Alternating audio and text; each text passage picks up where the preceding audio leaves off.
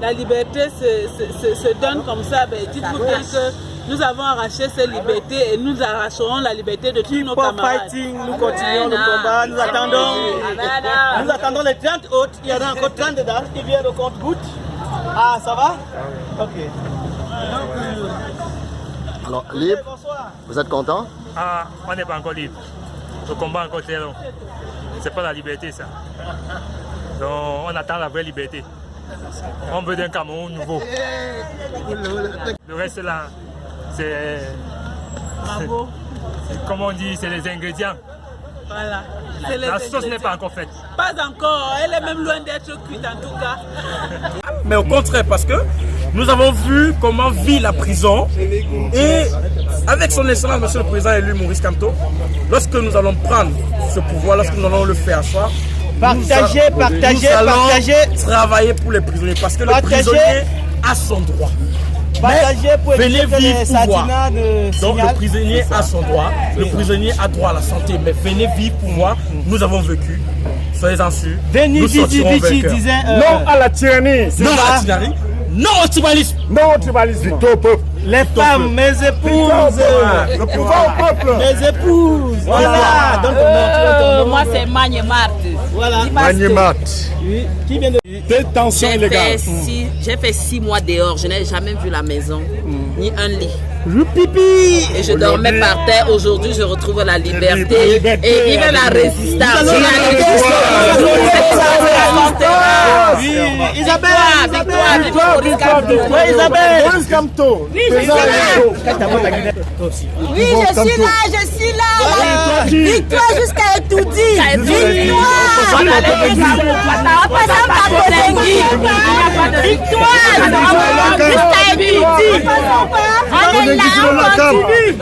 Nous venons de sortir du LACAM. Voilà. Victoire jusqu'à Etoudi. Ça ne fait que commencer. Comme il a dit quelqu'un, ce n'est que certains ingrédients qu'on a pour l'instant. Oui, merci. Vous êtes? Je suis Kamdou Taka Maxime, chef d'entreprise à Bafoussam. J'ai été arrêté alors que le MLC avait organisé une marche blanche pacifique. Et j'ai été bastillé par les agents de la police judiciaire de Bafoussam. J'ai passé 2 nuits dans les cellules. Ils m'ont nuitamment déporté sur Yaoundé où ils m'ont gardé dans un truc policier, c'est-à-dire qu'une caserne policière où j'ai passé là-bas 2 semaines et je vous dis vraiment les conditions, c'était vraiment terrible. Et par la suite, ils nous ont amenés à la prison centrale de Kondengui et je puisse vous dire que là-bas, les conditions sont vraiment inhumaines. Les droits des prisonniers sont bafoués et par la suite, à un moment donné, ils m'ont extrait, ils m'ont amené au GESO sans ordonnance. Vous voyez combien de fois la justice camerounaise prend un coup. Ils m'ont amené au GESO où j'ai passé 4 nuits sans manger, sans rien. Et plus tard, le régisseur est venu nous dire qu'en fait, il nous amenait là-bas pour nous protéger. Il nous a ramenés en prison. Et c'est ainsi que nous vivons vraiment, c'est-à-dire que c'était l'enfer. On avait les noms placés à l'entrée de la prison. Une fois que tu t'appelais Kamdou, ou que tu avais prononcé un nom de l'Ouest ou bien de quoi, vraiment je vous dis c'était la catastrophe.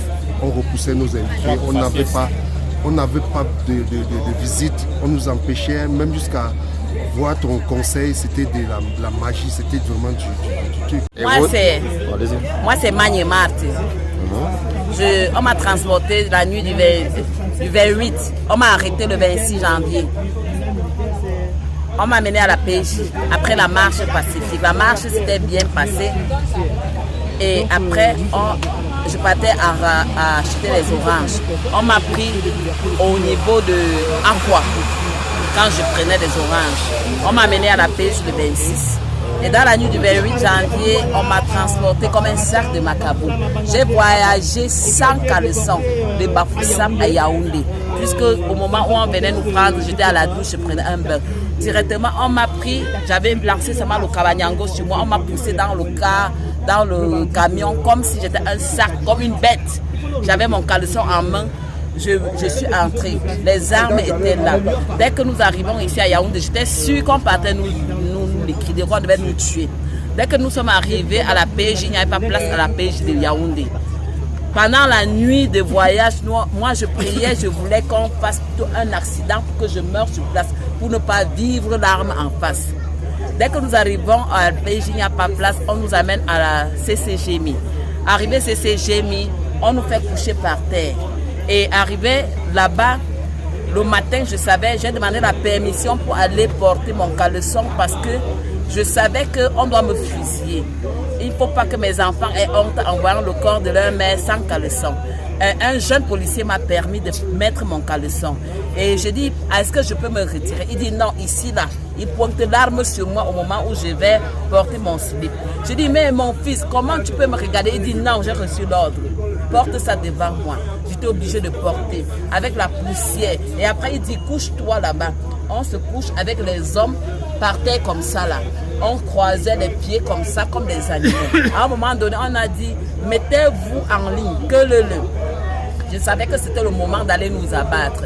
Un jeune policier a demandé, on abat combien parmi eux? Et l'autre répond, nous n'avons pas reçu l'ordre, c'est un paquet. Allez, et au moment où on se dirige par derrière, on arrive là-bas, on voit un dortoir. Plein de toiles d'araignée, de poussière. On dit, bon, maintenant, choisissez chacun un lit. C'est là où l'espoir commence à revenir. Je dis, bon, donc on ne doit pas mourir. Et on était comme ça dans l'obscurité à CCGMI. Et dès qu'on prend le lit, à un moment donné, le commissaire là-bas, c'était un homme très gentil. Il vient, il nous voit, il dit, bon, les amis, soyez gentils, je viens prendre connaissance de vous. On ne se connaît pas, soyez gentils, présentez-vous. On s'est présenté et c'est un monsieur vraiment très humain.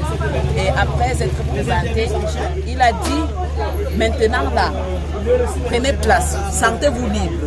Est-ce que vous pouvez aller faire le bain? Voilà les toilettes. C'est là où l'espoir a commencé. Moi et mes amis, nous sommes partis, on s'est lavé. À un moment donné, il a dit, bientôt le droit de l'homme doit arriver. Et on ne peut pas mélanger les hommes et les femmes. Et pour ne pas être très long, le 12 février, on nous a transportés au tribunal militaire.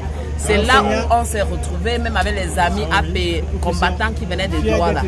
Arrivé là-bas, nous avons eu l'occasion de rencontrer notre président, son excellence Maurice Kamto. Oh, homme de victoire. Que le Seigneur le bénisse. Et dès que nous sommes arrivés au tribunal militaire, après 48 heures, nous étions surchargés au tribunal militaire, hommes et femmes dans la même salle, on se tenait debout. Après, on nous a transportés à la prison centrale le 12 février. Depuis le 12 février, je dors à la Belle Étoile. Je n'ai jamais vu une chambre. Il n'y a pas place à Koudeng. Je dors dans la rigole. La nuit du lundi passé, dans le mois de juillet, il a plu sur moi. C'était une nuit pathétique, historique. Il a plu sur moi avec tout mon matelas. À un moment donné, je dis, mais tiens, peut-être que j'ai pissé au lit. J'étais mouillée. Et quand je regarde, je vois que c'était la pluie, ça m'avait arrosé, puisque je dors dans la rigole. C'est le torrent qui m'avait retrouvé là-bas. Et je me retrouve maintenant, je me lève avec les confrères, les sœurs. Nous étions là, plein. On s'est retirés de côté. Et j'ai eu la peine à me nettoyer. J'ai commencé à prier et louer Dieu, parce que toute chose provient de ce qui aime Dieu. Les gars, le flash, le flash. Camto, fait quelque chose de pouvoir pays. Camto, Camto, Camto, fait quelque chose pour ce pays.